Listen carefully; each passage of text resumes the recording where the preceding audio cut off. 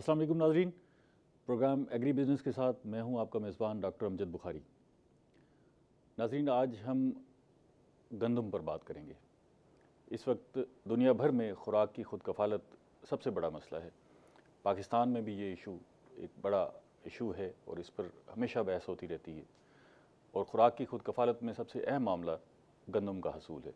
हमने पिछले साल बम्पर क्रॉप हासिल की, उसके बावजूद गंदम को दरामद करना पड़ा।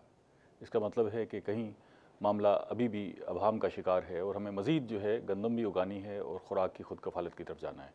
मैं सबसे पहले मेहमानों का तारुफ़ आपसे करा दूँ।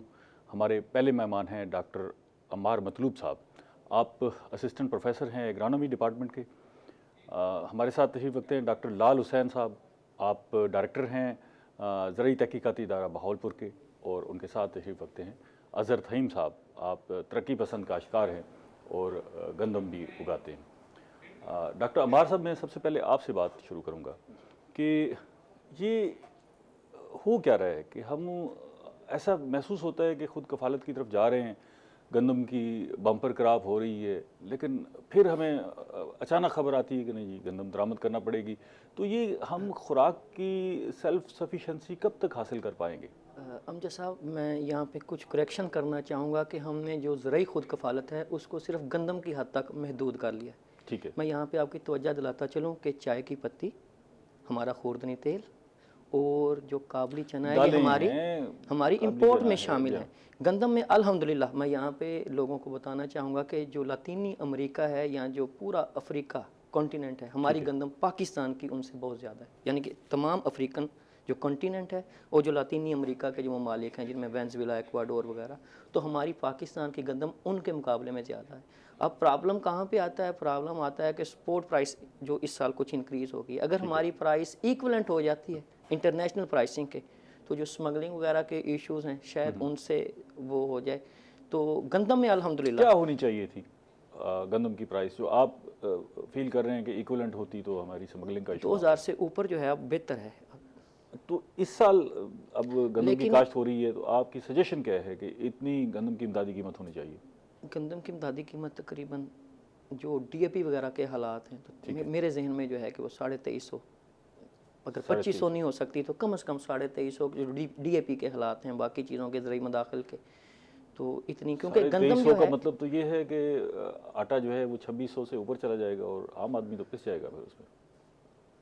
ये भी एक एस्पेक्ट है, लेकिन जो हमारा बहुत सारा जो ज़रई मैशियत है वो फार्मर के गिर्द भी तो घूमती है।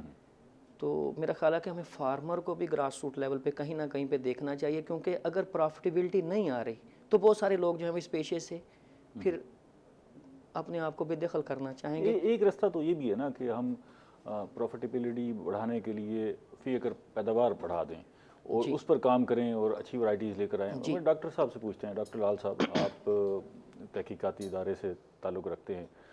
गो ज़राअत के जो तहकीकाती इदारे हैं उनसे हमेशा गिला रहा है और ख़ास तौर पे फार्मर का तो बहुत गिला रहा है। तो फी एकड़ पैदावार हमारी क्यों नहीं बढ़ रही? इस दौर में भी हम अगर 23-24 मन पर खड़े हुए हैं तो कैसे हमारी खुद इनसारी वाला मामला तय होगा? शुक्रिया खालिद साहब।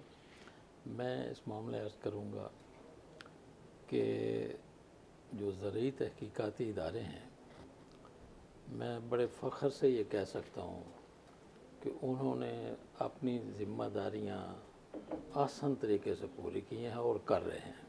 अच्छा, आप देखें कि जो भी मसाइल हमारी गंदम को आए, वो रस्ट का हो, क्लाइमेट चेंज का हो, जितने भी मसाइल हैं, हमने अल्हम्दुलिल्लाह पंजाब में 4 इदारे ऐसे हैं जो वीट पर काम कर रहे हैं।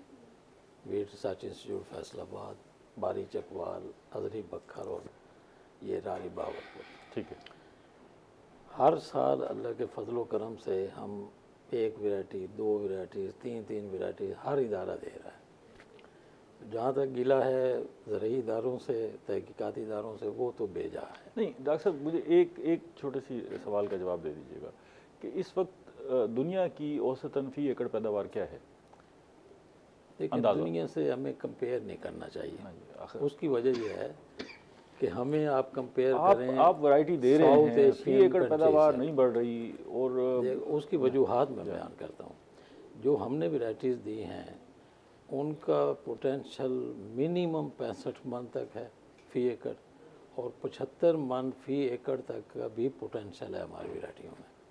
और इन्हीं वैरायटियों के कंपटीशन में जो हमारे काश्तकार हैं 80-80 मन 85-85 मन हर साल लेकर प्राइज विन करते हैं। कोई ज़माना होता था 100 मन गंदम भी जो है वो उस 100 मन के नाम से मोज़े मौजूद हैं, लेकिन वो कोई शादो नादर होगा, वरना 100 तक कभी यहाँ फिगर नहीं पहुँची। जहाँ तक इसकी वजूहात का तल्लुक़ है, एक तो जैसे डॉक्टर साहब ने कहा कि जो प्रोड्यूसर है, जो फार्मर है, जो गर्मी भी बर्दाश्त कर रहा है, सर्दी भी बर्दाश्त कर रहा है, उसको कोई फ़िक्र फाका नहीं, रात को ठंडे पानी में कपड़े उतार कर उतर जाता है, उसको जब तक आप रिटर्न नहीं देंगे तो प्रोड्यूस नहीं आएगी। नंबर 1 उसका ख्याल रखना पड़ेगा हमें। अब देखें, जब उससे प्रोड्यूस निकलती है और मिडल मैन के पास आ जाती है तो वही गंदम हमारी 2500 और 3000 रुपये तक दी जाती है। जो प्रोड्यूस कर रहा है, जो पैसा लगा रहा है, और 6 महीने बेचारा इस हाल में रहता है कि पता नहीं क्या होगा, क्योंकि नेचुरल बेस्ड है सारी एग्रीकल्चर। कोई क्लैमिटी ना आ जाए, कोई डिजीज़ ना आ जाए, कोई इंसेक्ट ना आ जाए, उसको तो हम कहते हैं कि आप 1800 लेकर मुतमईन होकर घर बैठ। दूसरी चीज़, गंदम से काश्तकार नहीं घबराता, आप बाकी फसलों से भाग जाएगा, गंदम से नहीं भागेगा। अच्छा, दूसरी बात, जैसे डॉक्टर साहब ने कहा कि एक सपोर्ट प्राइस, दूसरा ये खादें हमारी बुनियादी चीज़ हैं प्रोडक्शन को ऊपर ले जाने के लिए। जब तक आप मुतनासिब खाद इस्तेमाल नहीं करेंगे, आपकी प्रोडक्शन कभी नहीं बढ़ सकती। महकमा रिकमेंड करता है कि 2 बोरी DAP, 1 बोरी पोटाश और 2 बोरी या 1.5 बोरी कम अज़ कम यूरिया इस्तेमाल। इसका एस्टिमेट करें ना जी, क्योंकि एस्टिमेट हम कर लेते हैं बाद में, लेकिन हमारी ऑब्जर्वेशन है कि कोई काश्तकार जो प्रोग्रेसिव है, जिसके पास पैसा है, वो तो ये पूरी खाद इस्तेमाल करता है, वरना मेजॉरिटी ऑफ द फार्मर्स वो नहीं कर रहे। जब पूरी खाद आप नहीं देंगे तो आप पूरी प्रोडक्शन मुनाफे में से आपका जो हिस्सा है वो कम हो जाएगा, और आप जो बचत खादों में करेंगे वो आपकी मुनाफे में कटौती हो जाएगी। ऐसा ही है ना जी? तो खादों पर जो है वो फोकस करें। हमारे साथ काश्तकार भी मौजूद हैं, थईम साहब से पूछते हैं, आपने सर गंदम काश्त कर लिए? जी सर, कर लिया। बीज कहाँ से लिया था? बीज कुछ अपना बनाया हुआ था हमारे पास। अच्छा। अपना मतलब कि हमने पैदा किया है। अच्छा। और कोई 1-2 वैरायटियाँ हैं नई ली हैं, लेकिन उन पे श्योर नहीं है कि ये वाकई असली निकलेंगी या नकली निकलेंगी। तो महकमा ज़राअत ने भी कुछ बताया है कि जी आप ये वैरायटी काश्त करें? नहीं, महकमा ज़राअत की तरफ से हमें कोई किसी तरह की इंस्ट्रक्शन नहीं मिली। अच्छा। कि आप इस वैरायटी पे हैं या ये लगाएं। हम खुद से ही बना के खुद से ही लगा रहे हैं उसको। फैसला कैसे करते हैं कि ये वैरायटी ऐसे सुनी सुनाई पर को? सुनी सुनाई ऐसी है कि ना, पिछले अपने एक्सपीरियंस की बेस पे हम देख लेते हैं ना कि हमारी किस फसल की, किस वैरायटी की औसत अच्छी आ रही है, तो उससे हम बीज बना लेते हैं, रख लेते हैं, उसे हम दोबारा फिर नेक्स्ट ईयर ले जाते हैं। आप औसतन क्या पैदावार लेते हैं गंदम की? हम औसतन मैक्सिमम जो है ना 50-55 प्लस, इससे ऊपर नहीं जा रहे। ले लेते हैं? इससे ऊपर नहीं जा रहे।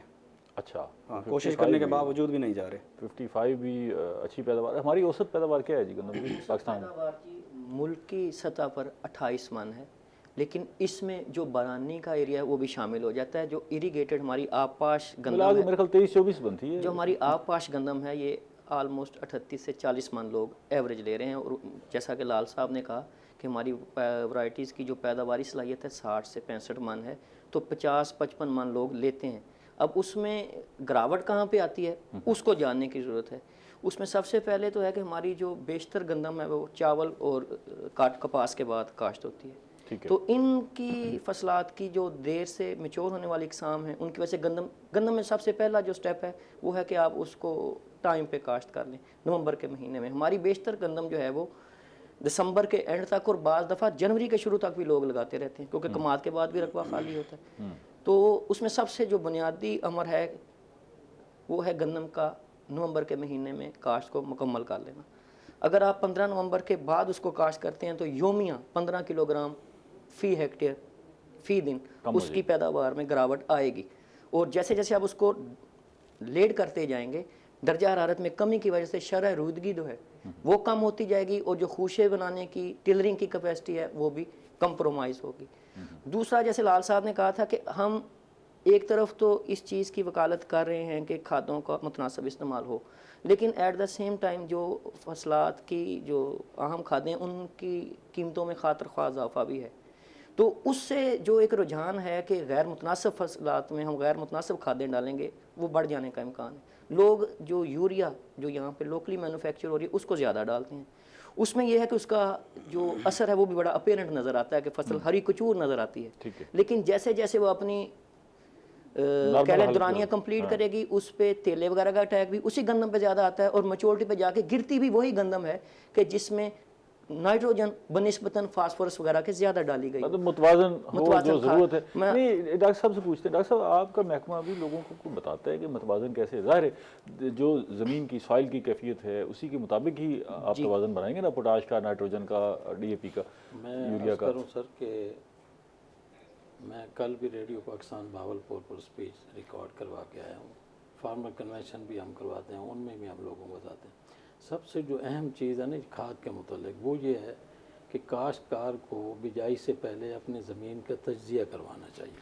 वो कैसे करवाए ना जी, उसका तरीका मैं बड़ा सिंपल सा तरीका है सर कि हमारे हर डिस्ट्रिक्ट हेडक्वार्टर पर soil and water testing labs हैं। ठीक है, गवर्नमेंट ऑफ पंजाब ने बनाई हुई हैं और उसमें 5 रुपये या 6 रुपये फीस है एक सैंपल। बड़े नॉमिनल से चार्जेस हैं, यानी वो ऐसे नॉमिनल से समझ लें आप। ठीक है, उसमें भी ये सहूलत है कि अगर ये भाई हमारे काश्तकार हैं और ये मुल्तान शुजाबाद रोड पर लैब है, उसमें अगर जाते हैं कि मेरी इतनी ज़मीन है इसका मैंने तजिया करवाना है, तो वो इनके साथ अपना स्टाफ भेजते हैं जो प्रॉपर तरीके से सैम्पलिंग करते हैं। अच्छा, वो लाएंगे लैब में, 2 दिन लगें 4 दिन लगें, उसका क्योंकि प्रोसेस है। उसके बाद इनको पूरी रिपोर्ट मिल जाएगी कि आपकी ज़मीन में फास्फोरस की इतनी कमी है, नाइट्रोजन की। ये फरमाएं कि ये हर फसल से पहले तजिया करवाएं या वंस इन टाइम करवा लें? कम 1 साल में तो करवाना चाहिए। 1 साल में एक मरतबा? 1 साल में तो ज़रूर है ना जी। अगर हर साल हर फसल पर करवा लें तो और बेहतर है, क्योंकि उसके साथ वो रिकमेंडेशन भी देते हैं। ठीक है, कि आपकी सॉइल की कंडीशन ये है, इसमें ये कमी है, ये चीज़ें कमी है, ये आप डालें। तईम साहब, आपने कभी तजिया करवाया अपनी ज़मीन का? डॉक्टर साहब ने बड़ी अच्छी बात की है खादों के मतलब, डायरेक्टर साहब ने भी बहुत अच्छा कहा है, लेकिन हमारे किसान हजरात को किसी को भी इसके बारे में अवेयरनेस नहीं। आपने खुद करवाया कभी ज़मीन? नहीं, कभी नहीं करवाया। देखे ना, ये बिल्कुल अवेलेबिलिटी है आपके पास शहर के अंदर जो है 5-6 रुपए में अगर ज़मीन का तजिया होता है तो इससे तो आपकी फी एकड़ पैदावार बढ़ सकती है। ये पैगाम आप तक पहुंचा है कि भी आप? नहीं, पहुंचा नहीं है। हमारे जो ज़राअत के नुमाइंदे हैं वो कभी नहीं है। अच्छा, आए ही नहीं है। तो 1-2 दफ़ा ऐसे फ़ोन पे बात हुई है, उन्होंने ज़मीन कार्ड बनाया है, तो वो भी हमें नहीं पता कैसे बनाया है, किस लिए बनाया है। अच्छा, किसी को कोई। डॉक्टर साहब आपसे पूछते हैं कि, लेकिन मैं एक ब्रेक ले लूँ, ये पूछूंगा कि भी ये आखिर पैगाम फार्मर तक क्यों नहीं पहुँच पा रहा। नाजरीन, एक ब्रेक लेते हैं, मिलते हैं ब्रेक के बाद।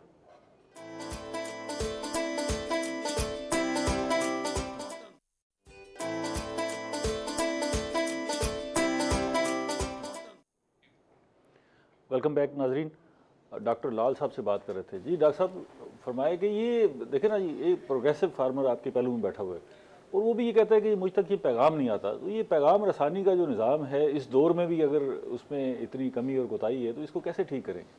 देखें, जहाँ तक गवर्नमेंट का ताल्लुक है ना जी, गवर्नमेंट ने यूनियन काउंसिल लेवल तक एक्सटेंशन डिपार्टमेंट को फाल किया हुआ है। यानी हर यूनियन काउंसिल में आपके पास फील्ड असिस्टेंट है, मरकज़ लेवल पर आपके पास एग्रीकल्चर ऑफिसर है, तहसील लेवल पर असिस्टेंट डायरेक्टर है, डिस्ट्रिक्ट लेवल पर डिप्टी डायरेक्टर है और डिवीज़न लेवल पर डायरेक्टर है। और इनका पूरा अमला हर, जैसे मैंने कहा कि यूनियन काउंसिल लेवल तक मौजूद है। हमारी नज़र में तो यही होना चाहिए कि उस फील्ड असिस्टेंट की ड्यूटी ये है कि अपनी यूनियन काउंसिल के हर फार्मर तक जाए, उसके मसाइल मालूम करे, उसको हल बताए। गवर्नमेंट तो ये सारा सेटअप आज से नहीं, जब से खराबी है मतलब काश्तकार आपकी बात सुनना नहीं चाहता या काश्तकार आपकी बात को वजन नहीं देता। ये भी हो सकता है ना, वो कहे कि जी मैं खुद बड़ा साइंटिस्ट हूँ, मुझे ये क्या बता रहे हैं जी, मैं खुद समझता हूँ अपनी ज़मीन को। ये मसला ये दोनों चीज़ें हैं। अच्छा, मैं कई फार्मर्स को जानता हूँ जहाँ हमारे वर्कर्स जाते हैं, अगरचे मेरा एक्सटेंशन के साथ डायरेक्ट लिंक नहीं है क्योंकि हम रिसर्च बिल्कुल आइसोलेटेड है, हमारा डायरेक्ट फार्मर से इतना लिंक नहीं होता। लेकिन कई फार्मर्स ऐसे भी हैं जो फील्ड असिस्टेंट बेचारा जाए ना तो उसको लिफ्ट ही नहीं कराते, कहते जी आपसे ज़्यादा हम जानते हैं। और कहीं उधर भी कोताही है कि वो पूरी ड्यूटी नहीं देते होंगे। जैसे ये भाई कह रहे हैं कि मेरे पास कोई नहीं आया तो मैं इनको जुटला तो नहीं सकता, ये भी ठीक कहते होंगे कि कहीं हमारे वर्कर्स भी इसमें डंडी मारते होंगे कि वो अपनी पूरी ड्यूटी नहीं मुझे देते। कहीं ऑप्शन मिल रही हो कि मेरे ब्लड टेस्ट फ्री हो रहे हूँ तो मैं तो जाऊँगा भी, फटाफट मुझे पता लग जाए कि जी मेरे अंदर क्या बीमारी है, कमज़ोरी है। तो अगर काश्तकार को ये मैसेज पहुँचे कि उसकी ज़मीन का टेस्ट जो है बहुत नॉमिनल फ़ीस पे हो रहा है और उसे पता लग जाएगा कि जी वो अपनी ज़मीन की इस्लाह किस तरह कर सकता है, इसका मतलब ये हुआ कि कहीं ना कहीं हमें कमी कोताही मौजूद है, उसको आइडेंटिफाई करने की ज़रूरत है। देखिए मैं ढूंढते हैं और उसको आप इसको देख लें। अगर इसको आपके दोस्त कर सकें ना, ये अभी इसको कर लेते, तो ये हमने पिछले साल भी छपवाया, दिखाएं। अभी इस महीने फिर हमने छपवा के ये तकसीम किया है। तकसीम कैसे की है, कहाँ की है वो? अगर एक्सटेंशन डिपार्टमेंट को हम देते हैं, ठीक है, क्योंकि हमारी आप तक पहुँचा है जी फहीम साहब? नहीं सर, नहीं पहुंचा। ये चूँकि अभी 1 हफ्ता पहले ये छपा है, ठीक है। तो इसमें हमने पूरी टेक्नोलॉजी लिखी है, right from soil preparation up to harvesting and storage. तो अगर ये डॉक्टर साहब आपके काम पर कोई एतराज़ नहीं, आप मेहनत भी कर रहे हैं, मसला सिर्फ क्या आ रहा है, एक कम्युनिकेशन गैप आ रहा है ना जी। जो आपका मैसेज है अगर वो फार्मर तक सही नहीं पहुंच रहा तो आपकी सारी मेहनत रायगा हो जाएगी। बिल्कुल सही, ठीक है ना। हमने वो जगह तलाश करनी है जहाँ कमी है, ठीक है ना जी, और उसको कैसे हमने दूर करना है ताकि ये सारा पैगाम जो है वो काश्तकार तक सही पहुँच सके। और इसमें बेनिफिट तो सिर्फ काश्तकार का है, वो जहाँ उसको फ़ायदा होगा वो उस फ़ायदे से आंखें क्यों बंद करेगा। इस पर हम मज़ीद बात करते हैं। डॉक्टर अम्मार साहब से पूछते हैं कि ये इस वक्त जो है गंदम काश्त के मरहले में है, इसके लिए कोई सूटेबल मौसम है कि जी आप आबो हवा इस तरह की हो तो आप गंदम काश्त करें, जिस तरह हम दीगर फसलों के हवाले से भी कहते हैं कि जी नमी है, बादल का मौसम है, या हर मौसम में ये काश्त हो जाएगी और ज़मीन की कोई शर्त भी नहीं है कि इस किस्म की ज़मीन हो? नहीं, ज़राअत जितनी भी है ये रहमत खुदाबंदी और मौसम के ताबे है, इस चीज़ से तो किसी को इनकार नहीं। जो अक्टूबर का आखिरी हफ्ता है और नवंबर के पहले 2 हफ्ते, ऐसी काश्ता गंदम को हम अगेती काश्त कहते हैं। ठीक है, अगेती से मुराद है कि जो टाइम पे पहले हो गई। ठीक है। जो नवंबर के आखिरी 2 हफ्ते हैं इनको हम दरमियानी काश्त कहते हैं, और दिसंबर में काश्ता गंदम जो है वो पचेती कहलाती है। ठीक है। तो गंदम में दर्जा हरारत को बड़ा ख़ास अमल दखल है। दर्जा हरारत बिजाई में भी अमल दखल है? बिल्कुल बिल्कुल, क्योंकि जो रोईदगी का अमल है या जर्मिनेशन का प्रोसेस है वो टेम्परेचर के ताबे।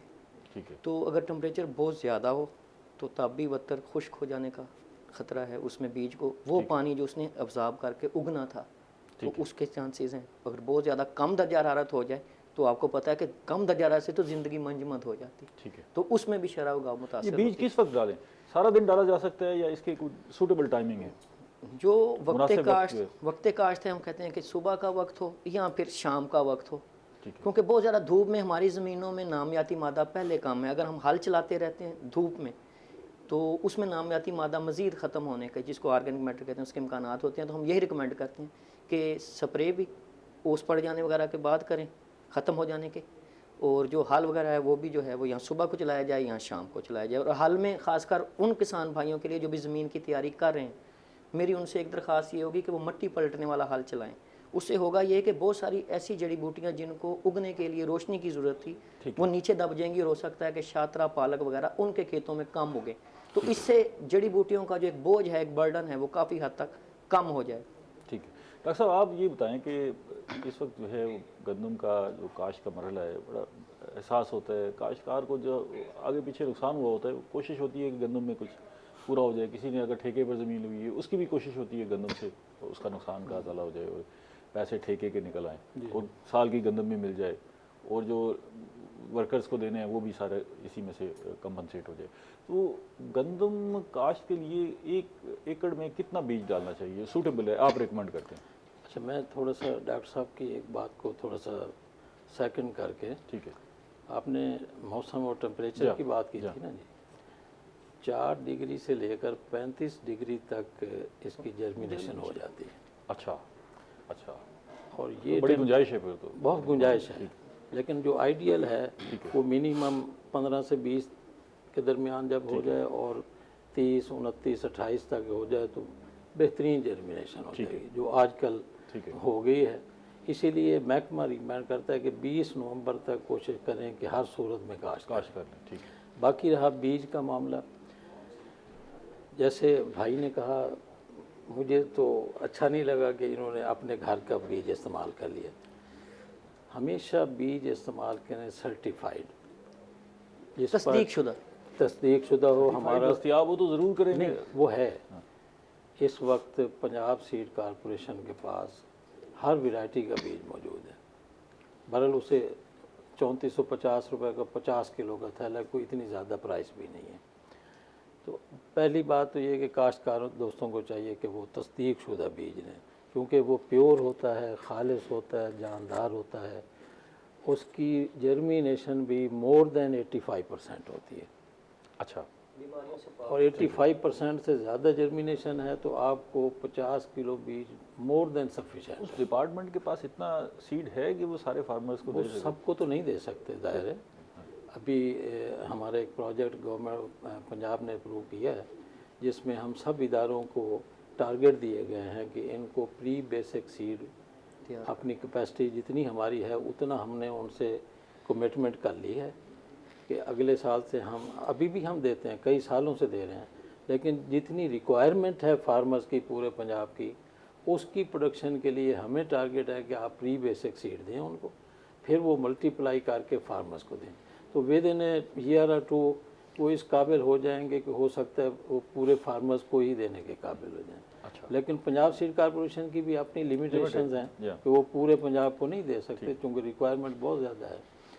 तो एक तो ये वैरायटी का फैसला कैसे करें? हाँ, वैरायटी ये है कि हर इलाके के लिए पंजाब गवर्नमेंट ने एक प्रोडक्शन प्लान इशू किया हुआ है। उसमें जो जनूबी पंजाब है, इसमें कौन सी वैरायटी चलेगी उनकी लिस्ट दी हुई है। आप 5 इलाकों में कौन सी चलेंगी, बरानी इलाकों के लिए कौन सी चलेंगी, उनकी मैं एक तफसील आपको बता देता हूँ सर, कि हमारे इदारों ने बहुत सारी अल्हम्दुलिल्लाह वैरायटीज़ दी हैं। उनमें भी 3 कैटेगरीज़ हैं। काश्तकार अगर भाई गौर से सुनेंगे तो इंशाल्लाह उनको इसका बड़ा फ़ायदा होगा। पिछले 2-3 साल से हमें एक बीमारी का सामना है, रस्ट का। 2-3 किस्म की रस्ट है जो आती है, उसको अवॉइड करना बहुत ज़रूरी है। अगर वो बहुत ज़्यादा मिकदार में आ जाती है तो हमारी प्रोडक्शन बहुत नीचे चली जाती है। बीमारियों पे डिटेल से बात करते हैं। आप तो उसके लिए कि जी वो फैसला किस तरह करें, बजाय इसके कि हम वैरायटी बताएं जी, ठीक है ना, आप उनको वो गाइडलाइन दे दें, वो रहनुमाई फराहम कर दें, जिससे फैसला बताता हूँ। मेरी ज़मीन के लिए मिसाल के तौर पर मेरा जो इदारा है, इसने अब तक 16 वैरायटीज़ डेवलप कर दी हैं। ठीक है। और उनमें से चूँकि with the passage of time varieties अपना पोटेंशियल लूज़ करती हैं, आउट ऑफ फील्ड हो जाती हैं, तो 6 वैरायटीज़ हमारी ऐसी हैं जो इस वक्त फील्ड में हैं, जिनका बीज भी मिल रहा है पंजाब सीड कॉर्पोरेशन से। जो पोटेंशियल लूज़ कर जाती है उनको तो ऑब्सोलीट होना चाहिए। जी जी, वो उनको दोबारा काश्त नहीं होना चाहिए। नहीं, वो हैं ही नहीं अब। अच्छा, वो अब फील्ड में नहीं, वो डीलिस्टिंग के जो अब हैं वो मैं बता रहा हूँ। ठीक है। हमारे इदारे की मिसाल के तौर पर आस-11 है, बहुत अच्छी वैरायटी है, खाने के लिए बेहतरीन है, रोटी उसकी सफ़ेद रंग की पकती है। लोग जो उसको खा चुके हैं वो उसके अलावा उसको काश्त नहीं करते। इसके अलावा हमारी एक जौहर 16 के नाम से है, गोल्ड 16 है, गाजी 19 है, और अभी 20 सितंबर को हमने 2 नई वैरायटीज़ दी हैं, नवाब 21 और सादिक 21। अक्सर मैं काश्तकार हूँ, मेरा रकबा मुल्तान में है फॉर एग्जांपल, या डेरा गाजी खान में है, मैं कैसे फ़ैसला करूँ कि मेरे लिए ये वैरायटी सूटेबल है मेरे रकबे के लिए और मैं ये वैरायटी लेके काश्त? हमारा इदारा ना, ख़ास तौर पर ये वैरायटी ही जनूबी पंजाब के लिए, तीनों डिवीजन्स के लिए हमारी रिकमेंडेशन है। इन वैराइटीज़ में से कोई भी लगाई जा सकती है, जो आपको अवेलेबल हो वो आप लगा, कोई भी लगा सकते हैं। जो नवाब 21 मैंने जिक्र किया ना जी, बुखारी साहब, इसमें खूबी ये है कि इसमें जिंक की मिकदार 38 से 39 ppm तक है। अच्छा। आज के जैसे शुरू में आपने खुराक का मसला बताया कि बड़ा मसाइल हैं, एक है आप दवाइयों के ज़रिए से अपने जिंक की ज़रूरियात पूरी करें।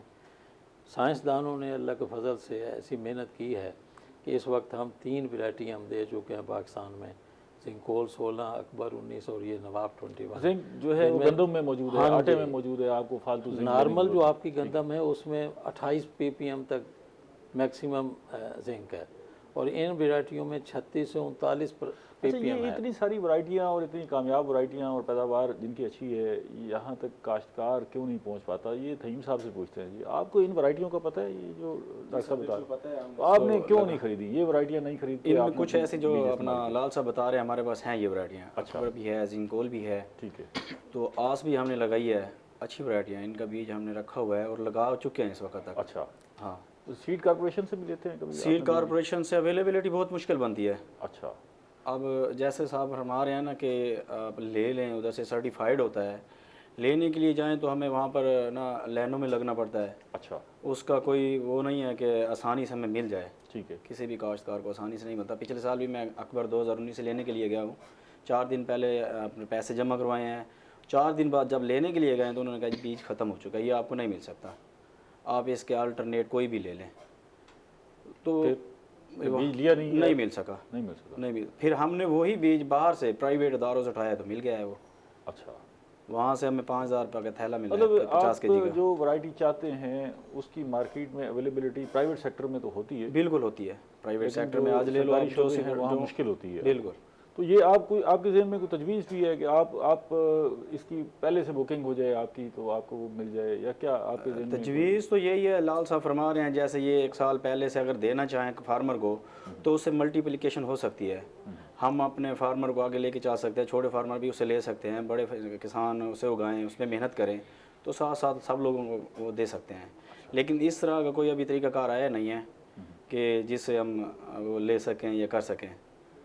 इस गंदम की तहकीक पे बात करते हैं, क्योंकि ये बड़ा इम्पॉर्टेंट एलिमेंट है। बीज के हवाले से जो रिसर्च हो रही है उससे बात करते हैं, लेकिन एक ब्रेक ले लें। नाज़रीन, मिलते हैं ब्रेक के बाद।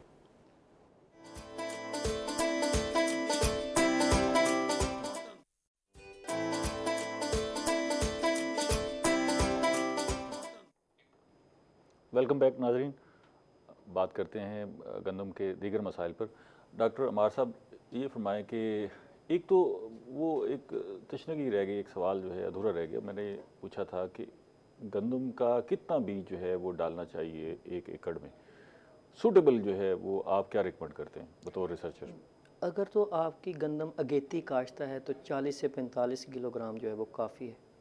अगर गंदम हमारी लेट काश्ता है तो उसमें हम तकरीबन 10 किलोग्राम ज़्यादा बीज इस्तेमाल करने की तजवीज़ देते हैं। उसमें यह है कि उसमें जो टिलरिंग वगैरह में या जर्मिनेशन में जो कमी आती है उसको वो कंपनसेट कर सकती है। कुछ तजर्बात हुए 2-2.5 किलो बीज के साथ वो झाड़ के साथ जो है वो गंदम वो उसमें मैं अर्ज़ करता चलूँ कि उसमें जब वो 4 रिजल्ट किलो भी अच्छे सुना है, रिजल्ट बिल्कुल ठीक होंगे, लेकिन उसमें जब वो 4 किलो के चौके लगाने वाली लेबर है वो कास्ट जो बीज की हम बचाते हैं वो वहीं पे आ जाती है। उसमें अल्टरनेट ऑप्शन है कि मार्केट में बहुत सारे डिबलर आए हुए हैं, चाइनीज़ चौका लगाने वाली मशीन जो मकई के लिए आई थी, वो यूज़ करके 4 किलो से लग सकता है। और हमने यूनिवर्सिटी में लगाया भी है इसमें, और हमारा उगाव भी बहुत बेहतर है। बीज बचाने के लिए कोई रिसर्च करें ताकि आखिर इतने रकबे पर गंदम काश्त होती है, तो अगर हम सिर्फ बीज की सेविंग ही कर लें, 1 मन भी अगर फी एकड़ सेविंग कर लें तो ये खुद हमारे लिए बड़ी सेविंग होगी, गंदम जो ज़ाय होने से बचेगी।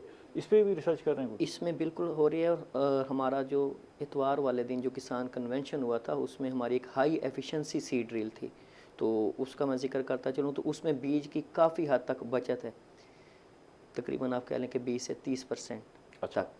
उसके अलावा जो सोइंग मेथड है, तरीका काश्त है, अगर आप अगेती कर रहे हैं तो उसमें आपके पास सीड की सेविंग है। उसके बाद जो हमारी ड्रिल्स हैं उसमें ऑप्शन होता है कि आप जो सीड की आउटपुट है या आपका सीड रेट है उसको आप कंट्रोल कर सकते हैं, वो आपके हाथ में होता है। तो उसमें कोई सीड कम या ज़्यादा करने से गंदम में कोई बहुत ज़्यादा डिफरेंस आता नहीं। अच्छा, एक सीड रेट बीज की तो बचत हो जाती है ना, बीज की लेकिन बचत का गंदम मतलब का गंदम की बीज बचत। उस तरह का महंगा नहीं है जिस तरह सनफ्लावर है या आप कह लें कि मकई, जिनके हाइब्रिड्स हैं, जिनमें पर सीड हमें कीमत अगर निकालें तो दुनिया में भी इसी तरह यही सीड रेट जो हैं वो चलते हैं। अच्छा, यही सीड रेट चलते हैं। अच्छा, डॉक्टर साहब से पूछते हैं। डॉक्टर साहब, हाइब्रिड का बड़ा इंतज़ार है कि जी हाइब्रिड वैरायटी आएगी तो जो है वो सूरत हाल। डॉक्टर अमार साहब से पूछेंगे, लेकिन आपसे पूछते हैं कि भी उससे क्या एक्सपेक्टेशन क्या है कि 20 एकड़ पैदावार कहाँ हो जाएगी? अब जो हम 30-32 के लगभग सोच रहे हैं तो ये कहाँ तक पहुँच जाएगी? देखिए ये सबसे अच्छा जवाब तो देते डॉक्टर जुल्फकार साहब अगर होते। मैं उनके मैं बिहाफ पे उसका कुछ कहूँगा। मैं थोड़ा सा आप इंतजार कर रहे हैं हाइब्रिड वैरायटीज का, कोई कोशिश कर रहे हैं या देखिए हम जो अंधेरा है? पंजाब गवर्नमेंट है इसमें हम कोई नहीं हाइब्रिड पर काम कर रहे। अच्छा, उसकी वजह हम कर उसकी वजह ये है सर कि जितनी सेल्फ पॉलिनेटेड क्रॉप्स हैं इनमें हाइब्रिड बीज बहुत महंगा बनता है और मुश्किल भी है बनाना। अगर उसमें बना भी लिया जाए तो इतना कॉस्टली होगा, और चूँकि वो हर साल नया बनाना पड़ता है। जैसे भाई कह रहे हैं ना मैं बीज अपना रख लेता हूँ और वो इसको करता हूँ, फिर ये नहीं होगा। हाइब्रिड बीज हर साल नया बनेगा, हर साल नया ख़रीदना पड़ेगा, हर साल लगाना फी एकड़ पैदावार कितनी हो जाएगी अगर इसको? उसमें भी मेरे ख्याल, मेरी ज़ाती राय है एज साइंटिस्ट, उसमें कोई ब्रेक थ्रू नहीं आने वाला है। अच्छा, उसी की वजह है कि जो सेल्फ पॉलिनेटेड क्रॉप्स हैं इनमें हाइब्रिड विगर बहुत कम है। अच्छा, मैं आपसे बात करता हूँ, लेकिन तईम साहब से पूछते हैं, आपको हाइब्रिड बीज का पता है?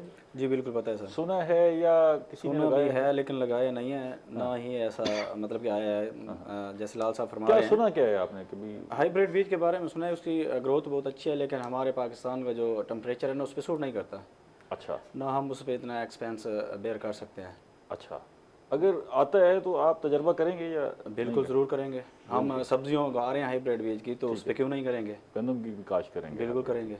अच्छा ठीक है, बाकी काश्तकार भी ये चाहते हैं कि हाइब्रिड? बिल्कुल जल्दी चाहते हैं आए। अब डॉक्टर साहब आपसे पूछते हैं, पहले तो ये बताएं कि हाइब्रिड बीज है क्या, आम आदमी की समझ के लिए हाइब्रिड क्या है? बीज को हम दोगली किस्म कह सकते हैं। ये दो प्योर ब्रीडिंग जो पेरेंट्स होते हैं उनकी पहली औलाद आप इसको कह लें, F1 जनरेशन जो है। इसमें एक फिनोमेना होता है जिसको हम हेटेरोसिस कहते हैं कि माँ बाप से जो बच्चे हैं वो ज़रा तगड़े हैं। माँ बाप से बच्चे उसके तगड़े होते हैं। ठीक है। तो जामिया अज़रिया में अल्हम्दुलिल्लाह हाइब्रिड्स जो वीट के हैं उन पे पायनियर वर्क जो है वो हम कर रहे हैं। हमारा जो national uniform wheat yield trial है उसके दूसरा साल है, उनमें ये हाइब्रिड्स जा रहे हैं। तकरीबन 80 मन तक का पोटेंशियल है। जो चेक वैराइटीज़ हैं उनके मुकाबले में तकरीबन 10 से 20 मन की बढ़ोतरी जो है वो रिकॉर्ड की। और ये एक साइड का डेटा नहीं है, ये पूरे पाकिस्तान में जहाँ पे वो ट्रायल लगते हैं तो वहाँ पे जो है वो। तो हमारे जो ब्रीडर हैं प्रोफेसर डॉक्टर जुल्फ़कार अली, तो वो इस वर्क को करंटली लीड कर रहे हैं हमारे साथ। हमारे यूके के पार्टनर्स हैं, ACIR वगैरह ऑस्ट्रेलिया से पार्टनर्स हैं। कब तक फाइनल स्टेज पर पहुंचने का इम्कान है?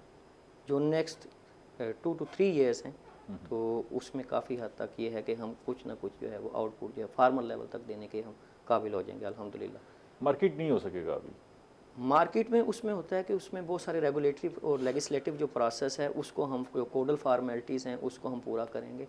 तो उसके बाद अलबत्ता आज तहीम साहब यहाँ पे बैठे हैं, हमने सोइंग कर दी है। ये और इनके कोई भी साथी हाइब्रिड होता क्या है, किस तरह की गंदम होगी, वो क्या होगा, तो वो अगर ये देखना चाहें तो इनके लिए जामिया अज़रिया के दरवाजे ना सिर्फ जो इनके लिए प्रोग्राम देख रहे हैं उन सब के लिए खुले हैं? उनके लिए हमारे दरवाजे खुले हैं। हमने हाइब्रिड वीट जो है मॉडल फार्म एक बनाया, मॉडल प्लॉट बनाया आपने, वहाँ आके देख सकते हैं। इस वक्त सोइंग कर दी है आपने? हमारी बिजाई जो है वो अल्हम्दुलिल्लाह हो चुकी है। और ना सिर्फ हमारे पास हाइब्रिड इकसाम है बल्कि कुछ इकसाम ऐसी हैं जो ओस के पानी से अपने आप को खुद आपवाशी करने की सलाहियत रखती हैं। अच्छा। तो उसमें काफ़ी हद तक जो है वो पानी की बचत जो है 20 से 30% वो भी मुमकिन है। उसको फोग कैप्चरिंग वीट का नाम जो है वो दिया गया है। वो स्पेशल वैरायटी है कोई? जी, उसका लीफ का एंगल जो है वो इस तरह है कि जो ओस का पानी आता है उसको अपनी जड़ों तक उसकी तरसील जो है वो बड़ी कामयाबी से कर लेती है। दस्तयाब है मार्केट में? दस्तयाब है फार्मर को अगर चाहिए, एक काश्तकार है? मैं आपको बता रहा हूँ कि हमारी जो यूनिवर्सिटी है वो अभी आप कह लें कि हाइब्रिड इनिशियल स्टेजेस पे थी। तो चलें डिले है ना, ये भी 2-3 साल पहले से हम इस पे काम जो है वो हमने स्टार्ट किया है। ये इससे हाइब्रिड से क्या फी एकड़ पैदावार मुतवक्को होगी? आप कह लें कि 70 माउंट्स। 70 माउंट्स। अच्छा, और इसकी बीज की कास्ट एक अंदाज़ा? बीज की कास्ट देखें जी, जब हम इसको मार्केट करेंगे कोई ना कोई इंडस्ट्रियल पार्टनर जो है, कोई मार्केटिंग एजेंसी उनके थ्रू होगा, तो फिर उसमें जो फिर वो जो भी होगा ब्रीडर्स का जो शेयर होता है जो एज़ पर हमारा ब्रीडर एक्ट है वो सारी चीज़ें, तो वो उसको कबल अज़ वक्त मेरा नहीं ख्याल कि मैं कुछ उस बारे में कह बाकी सकता। दुनिया में हाइब्रिड पे क्या काम हो रहा है गंदम पे? यूके में हाइब्रिड्स हैं, ऑस्ट्रेलिया में हैं। अच्छा, जी, वो वो उसके हमारे पार्टनर्स हैं। इसमें ये कहीं टॉक्सिसिटी का भी कोई level नहीं, है? ये एक बहुत सारी तोहमात हैं। जिस तरह अभी तहीम साहब ने भी कहा था कि हाइब्रिड शायद हमारे इलाके में हो नहीं सकता, दर्जा वगैरह नहीं, तो हाइब्रिड भी तो स्पीशीज़ वही है, ठीक है, जीन्स वही है। तो जो इस टेम्परेचर में हो सकती तो हाइब्रिड भी हो सकता है। तो उसमें मेरा ख्याल हमें इन चीज़ों में तोहमात पे यकीन नहीं रखना चाहिए। बाकी तहीम साहब ने कहा था कि हमने घर का बीज इस्तेमाल किया है, तो अगर इन्होंने घर का किया है तो जो आइंदा इन्होंने काश्त करना है उसको कम से कम छानना लगा के करें कि वो यूनिफॉर्म साइज़ का बीज इनका तैयार हो।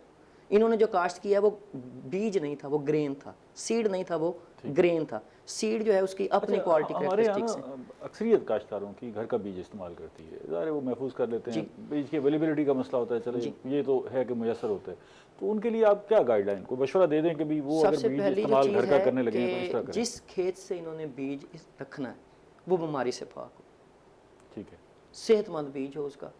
और जब थ्रेशर लगाएं तो उसमें मैकेनिकल मिक्सिंग, उसमें किसी और वैरायटी का सीड मिक्स ना हो, यानी कि उसकी जो प्योरिटी है वो कंप्रोमाइज़ ना हो। ठीक है। दूसरा, सीड जब इन्होंने काश्त करना है उसको नहीं, काश्त से पहले स्टोर करना है, स्टोर के बारे में भी कोई स्टोर जो करना है तो उसको स्टोर को जो है इनके गनी बैग्स आजकल जो हैं उनका यूज़ नहीं करना चाहिए। हमारे जो हैं जो स्टोर्स हैं मोस्टली, तो उसमें दर्जा हरारत और नमी का तनासब इनको मद्देनज़र रखना चाहिए। अगर दर्जा हरारत आप कह लें कि 1 डिग्री भी बढ़ जाए और ह्यूमिडिटी बढ़ जाए 10% तक, तो सीड जो है उसकी स्टोरेज लाइफ ऑलमोस्ट आप कह लें कि हाफ़ ही हो जाती है, उसमें बीमारियों का हमला भी जो है वो ज़्यादा। जब काश्त करना है तो फिर उसके लिए क्या? जब काश्त करना है तो उसको छानना लगा के काश्त करें कि सीड जो है वो ग्रेड हो जाए, यूनिफॉर्म साइज़ में आ जाए। उससे ये होगा कि एक ही साइज़ के दाने यानी उनका सीड वेट बराबर हो जाएगा। उससे फायदा क्या होगा कि पौधे उससे का कद सेहतमंद एक पौधे आएंगे। अच्छा, सेहतमंद, क्योंकि बीज में बेसिकली 3 चीज़ें होती हैं। एक उसमें उसका कवरिंग है जिसको सीड कोड कहते हैं, एक उसका गंदम में एंडोस्पर्म है जिसमें खुराक है। ये वो खुराक है जो सीडलिंग की तरफ मुंतकिल होगी जब उगाव का अमल होगा। तो जितनी ज़्यादा खुराक होगी उतनी ही सेहतमंद सीडलिंग जो है वो पैदा होगी और उसकी उतनी ही खुशी होंगे, और उसके बाद आप कह लें कि बाकी जो तमाम मराहिल है वो बखूबी तय कर लेगी। डॉक्टर साहब एक बात मैं कहना चाहूँगा। दूसरा, जब भी बीज को काश्त करें बीमारियों को मुतवक्का रखकर कम से कम 2 से 3 ग्राम फी किलोग्राम थायोफिनेट मेथाइल या डाइफेनकोनाजोल कोई भी जहर लाजमी लगाएं। जो बीमारी बाद में आती है उसको पहले थोड़ा सा प्रिवेंटिव मैयर अगर हम ले लें तो उसका कोई बहुत ज़्यादा खर्चा भी नहीं है। 600 से 800 रुपये में तकरीबन आप कह लें कि पैकेट आ जाता है, और 1 किलो बीज जो है उसके लिए सिर्फ 2 से 3 ग्राम जहर काफ़ी है।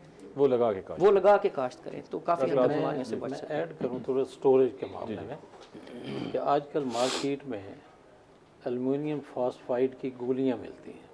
अच्छा, और इतनी महंगी भी नहीं है, चंद रुपए में मिल जाती है।